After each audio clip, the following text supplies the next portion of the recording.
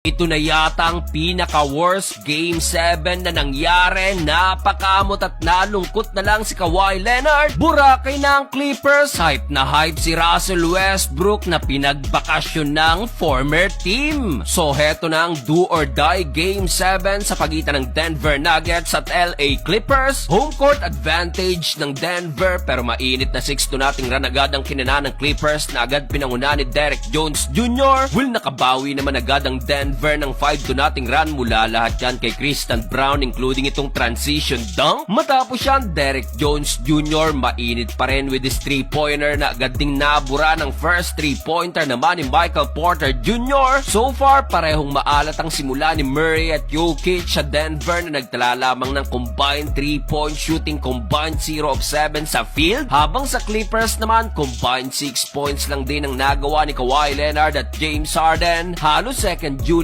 ng Clippers ang nangibabaw sa unang quarter dahilan upang makuha rin nilang 5-point lead 26-21. Second quarter, agad na ng gulat ang Denver Nuggets matapos kumana ng 7-2 nating run including itong first 3-pointer ni Russell Westbrook. Under 8 minutes, napatawag na lang ng timeout ang Clippers matapos ang two-handed dunk ni Aaron Gordon. After nyan, finally, dito na itala na rin ni Nikola Jokic ang kanyang unang field goal beyond the arc na nasundan pa ng end 1. Nabasag na lang yan ng mapa-takeover na si Daklo na sumagot ng 6 straight points na nasundan din ng first 3-pointer naman ni The Beard. Under 3 minutes, nakabutas na rin finally si Jamal Murray pero dahil sa aggressiveness naman ni Russell Westbrook na agad nagtala ng 10 points, agad na namaga din ang lamang ng Denver sa double digit. Problema pa't nasungkit din agad ni Powell at Zubac ang parehong third personal foul 58-47. Start of the third quarter, Kawhi Leonard kumana agad ng wing 3-pointer pero matapos yan, heto't dilubyo nang nangyari para sa Clippers dahil napakainit na 15-2 nating run ang sinagot ng Denver Nuggets. On fire si Michael Porter Jr. with back-to-back 3-pointer at dito na magana rin ang tambak sa 20+